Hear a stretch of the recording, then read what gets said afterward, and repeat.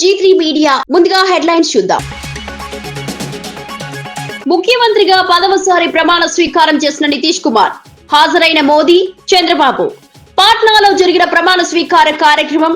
నితీష్ తో పాటు 27 మంది మంత్రులుగా ప్రమాణ స్వీకారం. కేటీఆర్ పై కక్షతో విచారణ చేస్తున్నారని బాల్క సుమన్ తీవ్ర ఆరోపణ. రేవంత్ ప్రతీకార రాజకీయాలకు తెరలేపారన్న సుమన్ విమర్శ. కేటీఆర్ ను టార్గెట్ చేసే యత్నం రాజకీయ దుర్వినియోగమని వెల్లడి. కేసులు పెట్టి బెదిరిస్తున్న కాంగ్రెస్ ప్రభుత్వంపై సుమన్ ఫైర్.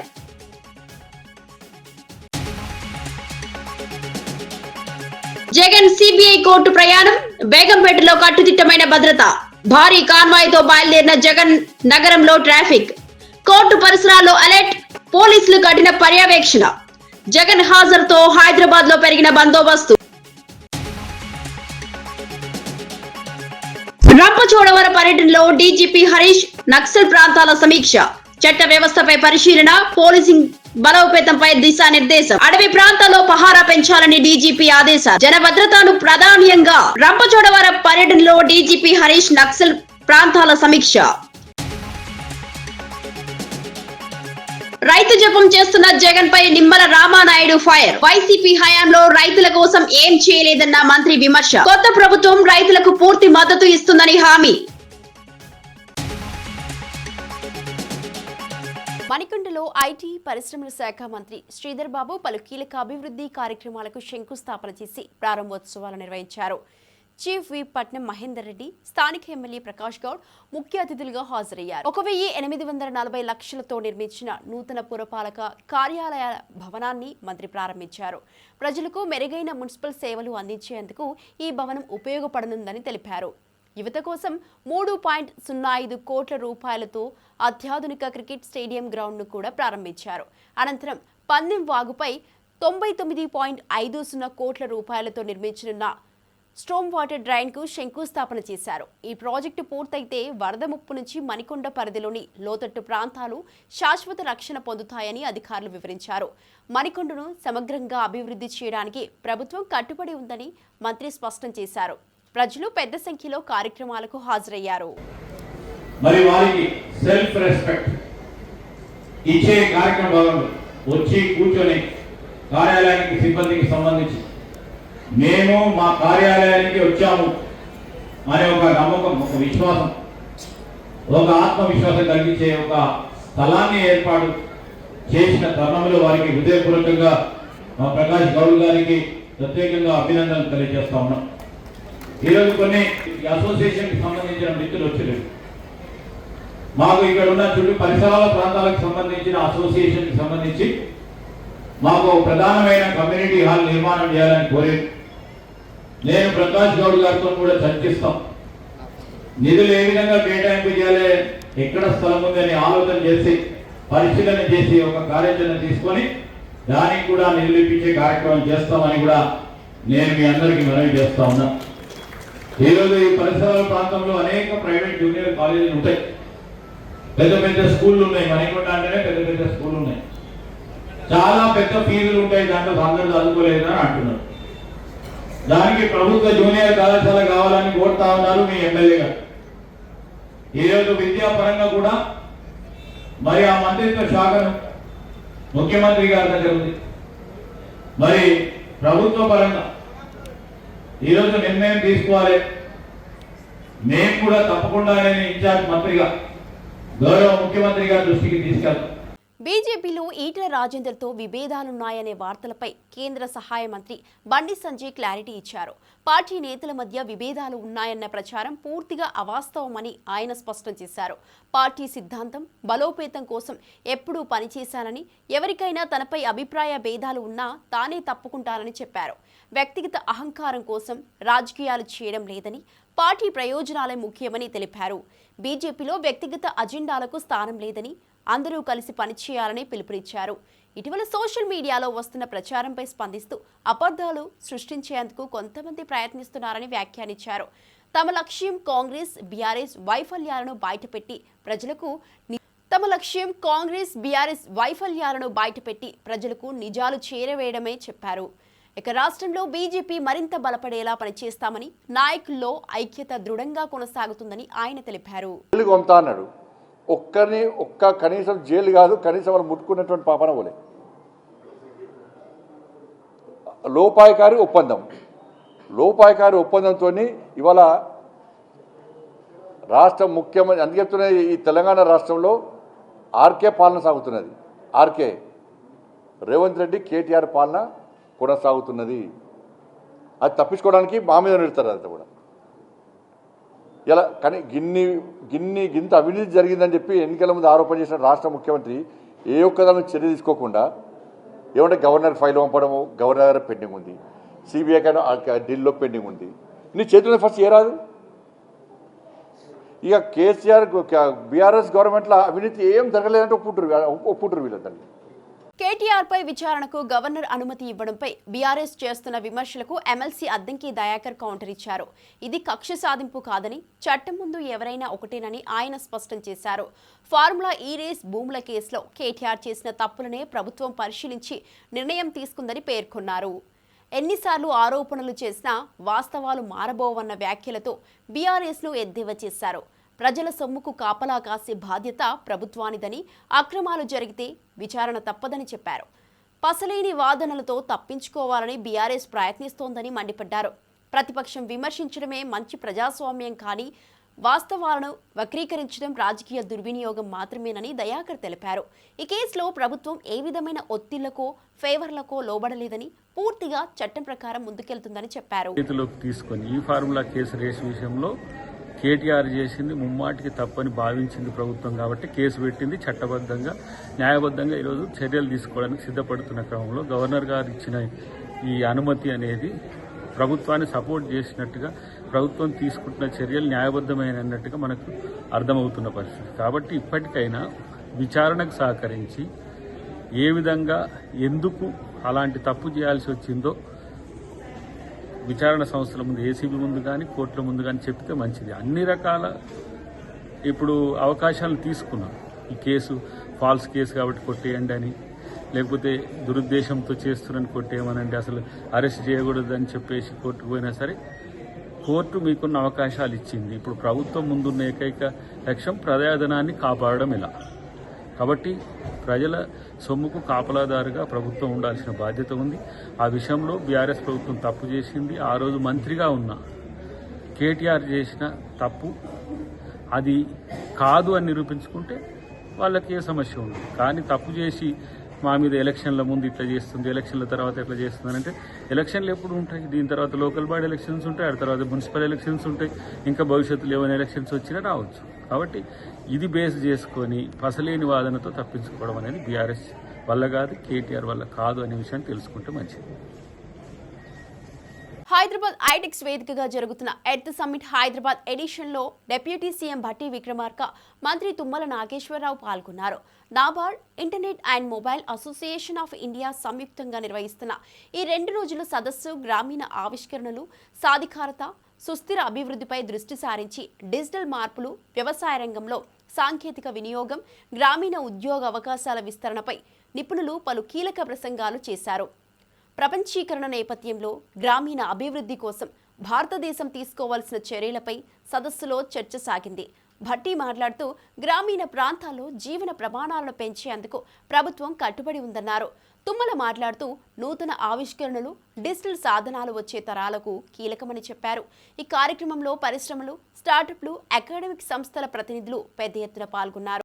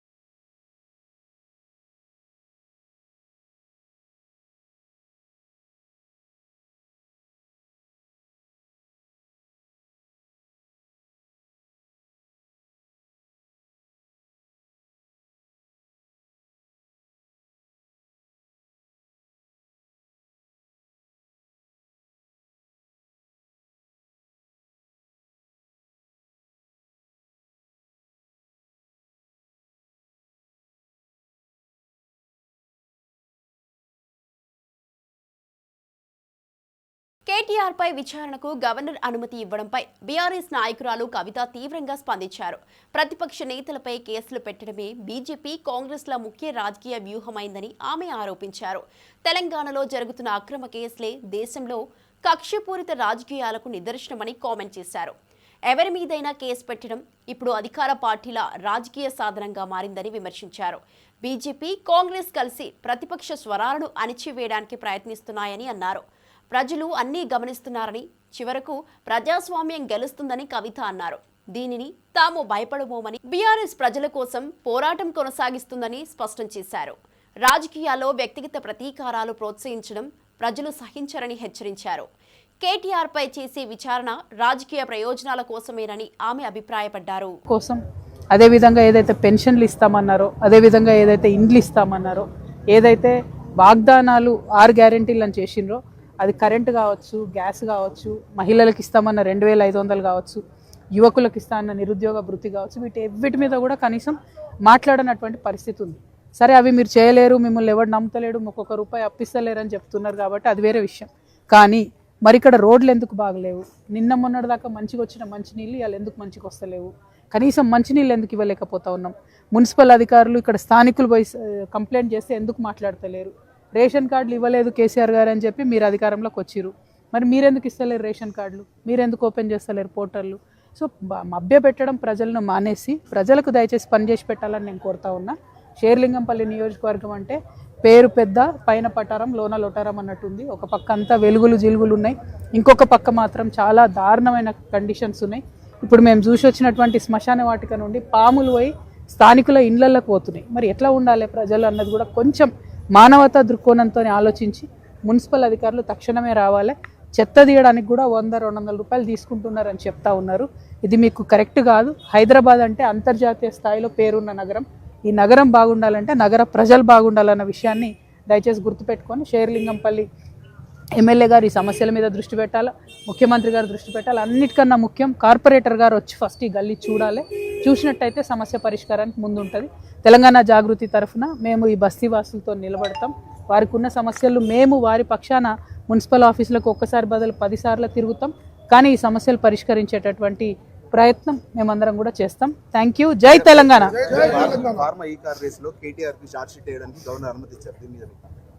ఇప్పుడు బీజేపీ వాళ్ళకి ఏం పని ఉంది?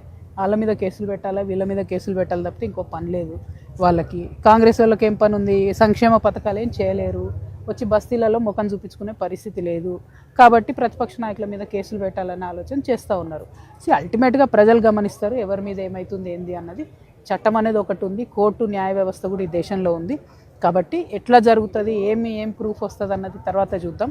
కానీ ఈ దేశంలో మాత్రం కక్షపూరితమైన రాజకీయాలు జరుగుతున్నాయనడానికి ఈ రాష్ట్రంలోనే అనేక ఉదాహరణలు ఉన్నాయి. నేను నంబర్ 1, ఇప్పుడు మిగతా వాళ్ళంతా నంబర్ 2, 3, 4. Thank you. జై తెలంగాణ. మేడం ఒక్క నిమిషం నేను చెప్పొచ్చా? మైక్ పెట్టండి, నేను మైకిలో చెప్పాలి, వాళ్ళకు కూడా తెలియాలి పిల్లలు కూడా. నేను మా అమ్మాయిది అంటే నాకు 4 పిల్లలు. మా చిన్నమ్మాయి పేరు యశోద, మంగాని పడింది. మంగాని పడితే మేమేమో ఇప్పుడు ఆకంట ఒకరి సేవలని ఏం చేయాలని తనదేమో మార్చుకోవడానికి మేము గాంధీ దగ్గరికి వెళ్ళామని చెప్పారండి. మేము ఇక్కడ మార్చుకోవడానికి మన ఈసేవకి వెళ్ళాం. ఈసేవకి వెళ్తే లేదమ్మా మన ముఖ్యం ఇక్కడ ఎవరు ఎమ్మెల్యే వాళ్ళ ఇంటికి వెళ్ళి చేసుకోండి అని చెప్పారు. చెప్తే అక్కడ ఎమ్మెల్యే ఇంటికి మన గాంధీ గారి కాలేజ్ దగ్గరికి వెళ్ళి పర్మిషన్ తీసుకొని వచ్చాను.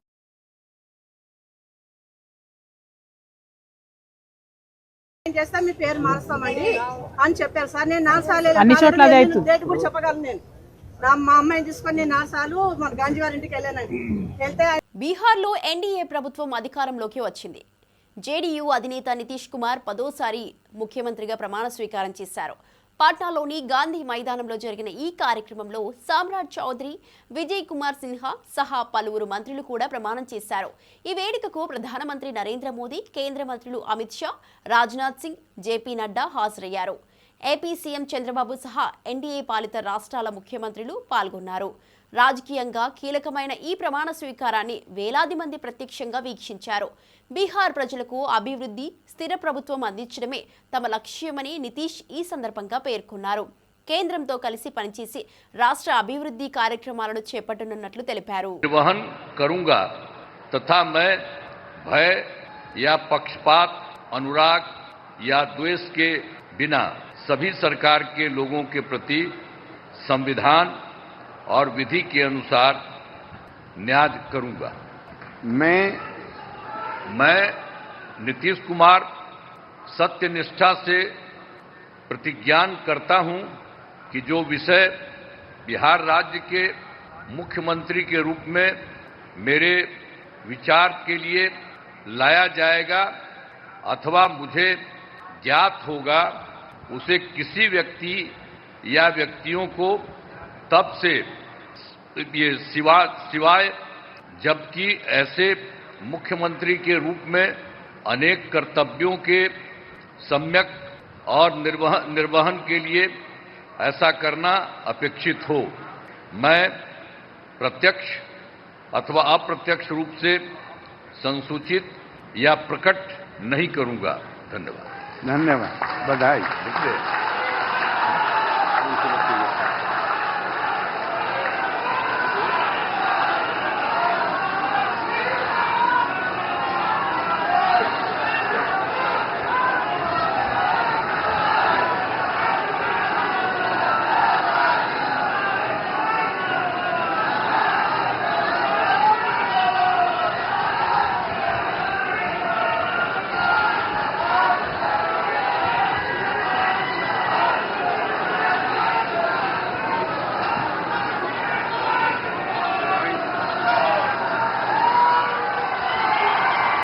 అరేబియాలో జరిగిన రోడ్డు ప్రమాదంలో మరణించిన కుటుంబాలకు పూర్తి స్థాయిలో అండగా ఉంటామని బీఆర్ఎస్ వర్కింగ్ ప్రెసిడెంట్ ప్రకటించారు. మృతుల కుటుంబ సభ్యులను ఆదుకోవడానికి పార్టీ తరపున ఒక ప్రత్యేక బృందాన్ని సౌదీకి పంపినట్లు తెలిపారు. అక్కడి ఎంబసీ అధికారులతో బృందం సమావేశమై బాధిత కుటుంబాలకు అందించాల్సిన సహాయం, అవసరమైన ఏర్పాట్లపై చర్చించినట్లు పేర్కొన్నారు. విదేశాల్లో ఇలాంటి అపశృతులు జరిగినప్పుడు ప్రభుత్వం మాత్రమే కాకుండా రాజకీయ పార్టీలు కూడా ముందుకు రావాలని ఆయన అభిప్రాయపడ్డారు. సౌదీ ప్రమాదం రాష్ట్ర ప్రజలను కలిచివేసిందని, ఆ కుటుంబాల బాధను తగ్గించే దిశగా ప్రతి సహాయం అందిస్తామని హామీ ఇచ్చారు. బాధాకరమైన పరిస్థితి. ఇవాళ ఒకటే కుటుంబంలో ఇక్కడ ముషీరాబాద్ నియోజకవర్గం అడిక్మెట్లో ఒకటే కుటుంబంలోని 18 మంది సోదరులు, షేక్ నసీరుద్దీన్ గారి కుటుంబ సభ్యులు, అందులో దాదాపు 9 మంది చిన్నపిల్లలు అందరు కూడా మరణించడం అనేది ఎవరు కూడా తీర్చలేనంత పెద్ద దుఃఖం ఇవాళ కుటుంబానికి వచ్చింది. అందుకే వారికి కొంత ధైర్యం చెప్పడానికి, వారితో పాటు తెలంగాణ సమాజం మొత్తం కూడా ఉన్నది. మేమందరం కూడా మీ బాధలో, అట్లాగే వారి కుటుంబ సభ్యులు ఎవరైతే ఇవాళ సౌదీ అరేబియా పోయారో వారికి బాసటగా నిలబడడానికి మా బృందం కూడా ఒకటి సౌదీ అరేబియా పోయింది. మా పెద్దలు మాజీ ఉప ముఖ్యమంత్రి మహమూద్ అలీ గారి కుమారుడు ఆజం అలీ గారు, అట్లాగే మా ఫార్మర్ వక్ఫ్ బోర్డ్ చైర్మన్ మసియుల్లా ఖాన్ గారు, వారితో పాటు మిగతా మిత్రుల బృందం కూడా సౌదీ అరేబియాలో అక్కడ అధికారులతో, అట్లాగే ఈ దివంగతులైన వారి కుటుంబ సభ్యులతో కలిసి పనిచేసి వారికి ఆఖరి క్షణాల్లో వారికి అండగా నిలబడడానికి, ఏమైనా కొంత సాయం చేయడానికి అక్కడికి మా బృందం కూడా పోయింది. ఇవాళ వారి కుటుంబ సభ్యుల్ని ఇక్కడ పరామర్శించి వారికి ఏ రకమైన సహాయం కావాలి అన్న మా స్థానిక నాయకత్వం, మా ముఠా గోపాల్, మా ఎమ్మెల్యే గారు, అట్లాగే మా పెద్దలు మహమూద్ అలీ గారు, మా శ్రీనివాస్ యాదవ్ గారు, మేమందరం కూడా మీకు అండగా ఉన్నాము. మేమందరం కూడా మీకు అండగా నిలబడతాము. భవిష్యత్తులో కూడా, ఈ రోజే కాదు భవిష్యత్తులో కూడా మీకు ఏం అవసరం ఉన్నా కూడా పార్టీ ఉంటుంది. కేసీఆర్ గారు మమ్మల్ని అందరినీ పంపించారు మీ దగ్గరికి అని చెప్పి ఈరోజు వారి దగ్గరికి రావడం జరిగింది. వారు చెప్పింది ఒకటే, అన్న ఈ దుఃఖ సమయంలో మా కోసం ప్రార్థనలు చేయండి. ఈ శుక్రవారం అన్ని మసీదులలో కూడా మా చనిపోయిన వారి కోసం వారి ఆత్మ శాంతించాలని చెప్పి ప్రార్థించండి. కేటీఆర్ పై విచారణకు గవర్నర్ అనుమతి ఇవ్వడంపై మాజీ ఎమ్మెల్యే బాల్కా సుమన్ తీవ్రంగా స్పందించారు. అన్ని వర్గాల ప్రజలు సమస్యలపై పోరాడుతున్న కేటీఆర్ ను టార్గెట్ చేసేందుకే రేవంత్ రెడ్డి కక్ష సాధింపు రాజకీయాలకు తెరలేపారని ఆరోపించారు. గతంలో రేవంత్ 50 లక్షల నగదుతో కట్టలతో పట్టుబడిన విషయాన్ని గుర్తు చేసి బీఆర్ఎస్ ప్రభుత్వాన్ని పడగొట్టేందుకు చంద్రబాబు, రేవంత్ కలిసి చేసిన ప్రయత్నాలను ప్రస్తావించారు. తాను జైలుకు వెళ్లినందుకు కేటీఆర్ ను కూడా జైలుకు పంపాలని రేవంత్ భావిస్తున్నారని బాల్కా సుమన్ వ్యాఖ్యానించారు. కక్ష సాధింపు తప్ప ఇంకోటి కాదు, డైవర్షన్ పాలిటిక్స్ తప్ప ఇంకోటి కాదు. వాళ్ళ రాష్ట్ర వ్యాప్తంగా రైతాంగం ఇబ్బందుల్లో ఉంటే, బాధలో ఉంటే, పత్తి రైతులు కానీ, సోయా రైతులు కానీ, వాళ్ళని ఆదుకోవాల్సిన దాని మీద దృష్టి పెట్టాల్సిన ముఖ్యమంత్రి చిల్లర రాజకీయం చేస్తూ ఉన్నాడు, థర్డ్ క్లాస్ రాజకీయం చేస్తూ ఉన్నాడు. ఆయన కేటీఆర్ గారిని ఎట్లన్నా చేసి జైలుకు పంపించాలి. గతంలో ఈయన జైలుకు పోయిండు. ఈయనేదో భారత స్వాతంత్ర సమరంలో పాల్గొని జైలుకు పోలే రేవంత్ రెడ్డి. ఈయనేదో తెలంగాణ ఉద్యమంలో రాష్ట్ర సాధన కోసం పోరాటం చేసి జైలుకు పోలే రేవంత్ రెడ్డి. ఎందుకు జైలుకు పోయిండు గతంలో రేవంత్ రెడ్డి అంటే 50 లక్షల నోట్ల కట్టలతో మా ఎమ్మెల్యేను కొని ఆనాడు వాళ్ళ గురువు అయినటువంటి చంద్రబాబు నాయుడుతో కలిసి ఇక్కడ ప్రభుత్వాన్ని పడగొట్టాలని కుట్ర చేసి దాంట్లో భాగంగా అడ్డంగా దొరికిపోయి ఆయన జైలుకు పోయిండు. అయినా ముఖ్యమంత్రి ఆనాడు రేవంత్ రెడ్డి, ఇవాల్టి ముఖ్యమంత్రి ఏదో గొప్ప ఘనకార్యం చేసినట్టు ఆనాడు తొడలు కొట్టుడు, మీసాలు తిప్పుడు, అహాకారాలు చేస్తూ గుడ్లు మెలేసి ఇట్లా పెద్దగా ప్రదర్శనలు. హైదరాబాద్ బేగంపేట విమానాశ్రయానికి వైఎస్ఆర్ కాంగ్రెస్ అధినేత వైఎస్ జగన్ చేరుకున్నారు. అక్కడి నుంచి నాంపల్లి సిబిఐ కోర్టుకు భారీ కాన్వాయ్తో బయలుదేరడంతో నగరంలో భద్రతా చర్యలు ఒక్కసారిగా కఠినతరం అయ్యాయి. విమానాశ్రయం పరిసరాల్లో పోలీసులు ప్రత్యేక డిసిప్లిన్ ఏర్పాటు చేస్తూ ట్రాఫిక్ను వేరే మార్గాలలో మళ్లించారు. కాన్వాయ్లో పలు భద్రతా వాహనాలు, ప్రత్యేక బృందాలు ఉండటంతో మార్గమంతా పోలీసులు అప్రమత్తంగా పహారా కాశారు. జగన్ కోర్టులో వ్యక్తిగత హాజరుకు వెళ్లడం నేపథ్యంలో కోర్టు పరిసరాల్లో కూడా అతి కఠినమైన భద్రత అమల్లోకి వచ్చింది.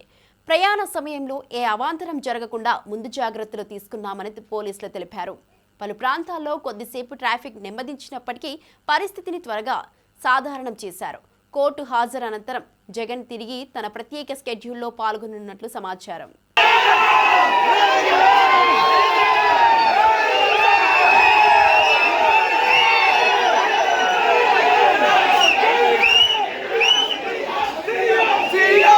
సూర్యాపేట జిల్లా చిల్కూరు గ్రామంలో దళిత యువకుడు రాజేష్ లాకప్లో మరణించిన సంఘటనపై బీఆర్ఎస్ నాయకుడు ఆర్ఎస్ ప్రవీణ్ కుమార్ తీవ్రంగా స్పందించారు. పోలీసులు అన్యాయంగా కొట్టడంతో రాజేష్ మరణించాడని కుటుంబ సభ్యులు, గ్రామస్తులు ఆరోపిస్తున్నారు. గత 48 గంటలుగా న్యాయం జరిగే వరకు అంత్యక్రియలు చేయబోమని గ్రామస్తులు ఆందోళనలు కొనసాగిస్తున్నారు. ఇంత పెద్ద సంఘటన జరిగినా హోంమంత్రిగా రేవంత్ రెడ్డి ఎందుకు స్పందించడం లేదని ప్రవీణ్ ప్రశ్నించారు. దళితులపై జరిగే అణిచివేతలను ప్రభుత్వం నిర్లక్ష్యం చేస్తోందని విమర్శించారు. పోలీసుల దౌర్జన్యాన్ని అరికట్టేందుకు కఠిన చర్యలు తీసుకోవాలని డిమాండ్ చేశారు. నిజాలు వెలుగులోకి రావడానికి ఎస్ఐటీ విచారణ జరగాలని, బాధ్యులపై ఖచ్చితమైన చర్యలు తీసుకోవాలని స్పష్టం చేశారు. రాజేష్ కుటుంబానికి న్యాయం జరిగే వరకు పోరాటం కొనసాగిస్తామని బీఆర్ఎస్ నాయకులు తెలిపారు. థర్డ్ డిగ్రీ మెథడ్స్ యూజ్ చేసి అతన్ని ఇంటరాగేట్ చేస్తే అతను చచ్చిపోయాడు. 48 గంటల నుండి ఆయన శవాన్ని పెట్టుకొని అదే చిల్కూరు గూడెంలో ఆ పేద దళితులందరూ కూడా ధర్నా చేస్తున్నారు. ఇంతవరకు హోంమంత్రి నుంచి ఒక్క స్టేట్మెంట్ లేదు. మరి ఎందుకున్నావు రేవంత్ రెడ్డి గారు మీరు హోంమంత్రిగా? నాయన్ రాజేందర్ రెడ్డికి ఇది కనిపిస్తలేదా? నీ చెడ్డుపక్కలు ఉండే గ్యాంగ్ మెంబర్లకు ఇవి కనిపిస్తలేవా? డీజీపీ హరీష్ కుమార్ గుప్తా రంపచోడవరంలో పర్యటన నిర్వహించడంగా స్థానికంగా ముఖ్యాంశంగా నిలిచింది. భద్రతా వ్యవహారాలు, నక్సల్ ప్రభావిత ప్రాంతాల పరిస్థితులు, పోలీస్ సిబ్బంది పనితీరును స్వయంగా పరిశీలించారు. పోలీస్ స్టేషన్ను సందర్శించి అధికారులతో సమావేశమై చట్ట వ్యవస్థ, నేర నియంత్రణపై వివరాలు తీసుకున్నారు. ఇక ఇటీవల ప్రాంతంలో పెరుగుతున్న అనుమానిత కదలికలపై కూడా ఆయన సమగ్ర సమీక్ష నిర్వహించారు. ప్రజలు పోలీసులపై నమ్మకాన్ని పెంపొందించేందుకు కమ్యూనిటీ పోలీసింగ్ను మరింత బలోపేతం చేయాలని సూచించారు. అడవి ప్రాంతాల్లో రాత్రి పహారాలను పెంచి అత్యాధునిక పరికరాలను వినియోగించాల్సిన అవసరాన్ని గుర్తు చేశారు. నేరాలు, చట్ట వ్యతిరేక చర్యలపై సున్నితంగా వ్యవహరించేలా దళాలకు దిశానిర్దేశం చేశారు. అన్ని విభాగాల్లో ఇంటెలిజెన్స్ కానీ, ఏఎస్ఆర్ డిస్ట్రిక్ట్, మిగతా డిస్ట్రిక్ట్ పోలీస్ ఫోర్సెస్ అందరూ ఒక 1 ఫోర్స్ సింగిల్ కమాండ్ కింద పనిచేసి ఈ సక్సెస్కి సాధించారు. ఈ ఆపరేషన్లో మీరు చూస్తున్నట్టుగా ఇప్పుడు ఎక్కువ క్వాంటిటీలో వెపన్స్ కూడా మనకి దొరికినాయి. అట్లాగే ఎక్స్ప్లోసివ్ మెటీరియల్స్, ఇంకా మెటీరియల్స్ కూడా దొరికినాయి.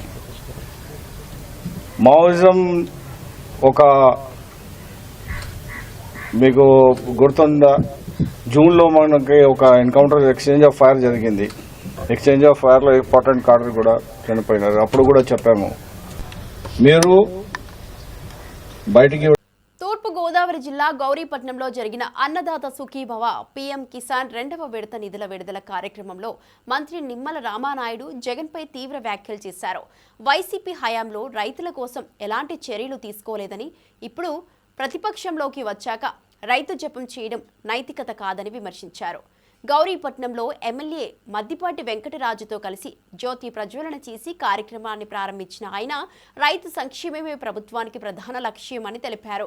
చిన్న రైతుల నుంచి పెద్ద రైతుల వరకు అందరికీ కేంద్ర రాష్ట్ర ప్రభుత్వాలు కలిసి సహాయం అందిస్తున్నాయని చెప్పారు. వైసీపీ పాలనలో పెరిగిన వ్యవసాయ సమస్యలు, ఇన్పుట్ ఖర్చులు ఇంకా రైతులను ఇబ్బందులకు గురి చేస్తున్నాయని ఆయన ఆరోపించారు. కొత్త ప్రభుత్వం రైతుల కోసం అన్ని విధాల చర్యలు తీసుకుంటుందని, మద్దతు ధరల చెల్లింపులు, పంట నష్ట పరిహారాలు వేగంగా అందజేస్తామని మంత్రి స్పష్టం చేశారు. నాకు తెలుసుండి భారతదేశ చరిత్రలో ఒక బెట్టింగ్ రాయగడికి విగ్రహావిష్కరణ చేసినటువంటి వ్యక్తి కూడా, నేత కూడా జగన్మోహన్ రెడ్డి అయి ఉంటాడు. సమాజంలో వ్యవసాయం అనేది అనేక ఉరుకు పరుగుల ప్రపంచ జీవనంలో వ్యవసాయం అనేది, రైతు అనేది సన్నగిల్లిపోతున్నాడు, రైతు సన్నబడిపోతున్నాడు. ఈరోజు ఎవరినైనా యువకుల్ని నువ్వు ఏమవుతావని అడిగితే ఒక డాక్టరు, ఒక ఇంజనీరు, ఒక కలెక్టరు, ఒక ఐపీఎస్ ఆఫీసర్ అవుతానని చెప్తాడు తప్ప రైతును అవుతానని ఎవరు చెప్పట్లేదు. ముందుగా వార్తల్లోని ముఖ్యాంశాలు. ముఖ్యమంత్రిగా పదవసారి ప్రమాణ స్వీకారం చేసిన నితీష్ కుమార్, హాజరైన మోదీ, చంద్రబాబు. పాట్నాలో జరిగిన ప్రమాణ స్వీకార కార్యక్రమం. నితీష్ తో పాటు 27 మంది మంత్రులుగా ప్రమాణ స్వీకారం. కేటీఆర్ పై కక్షతో విచారణ చేస్తున్నారని బాల్క సుమన్ తీవ్ర ఆరోపణ. రేవంత్ ప్రతీకార రాజకీయాలకు తెరలేపారన్న సుమన్ విమర్శ. కేటీఆర్ ను టార్గెట్ చేసే యత్నం రాజకీయ దుర్వినియోగమని వెల్లడి. కేసులు పెట్టి బెదిరిస్తున్న కాంగ్రెస్ ప్రభుత్వంపై సుమన్ ఫైర్.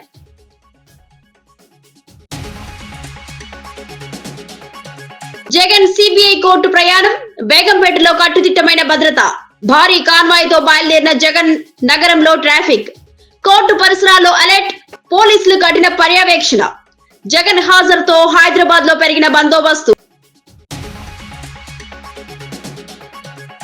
రంపచోడవరం పర్యటనలో డీజీపీ హరీష్ నక్సల్ ప్రాంతాల సమీక్ష. చట్ట వ్యవస్థపై పరిశీలన. పోలీసింగ్ బలోపేతంపై దిశానిర్దేశం. అడవి ప్రాంతాల్లో పహారా పెంచాలని డీజీపీ ఆదేశాలు. జన భద్రతను ప్రాధాన్యంగా. రంపచోడవరం పర్యటనలో డీజీపీ హరీష్ నక్సల్ ప్రాంతాల సమీక్ష. రైతు జపం చేస్తున్న జగన్ పై నిమ్మల రామానాయుడు ఫైర్. వైసీపీ హయాంలో రైతుల కోసం ఏం చేయలేదన్న మంత్రి విమర్శ. కొత్త ప్రభుత్వం రైతులకు పూర్తి మద్దతు ఇస్తుందని హామీ. ఇవి ఈనాటి వార్తా విశేషాలు. మరో బులెటిన్ లో మళ్ళీ కలుద్దాం. నమస్కారం.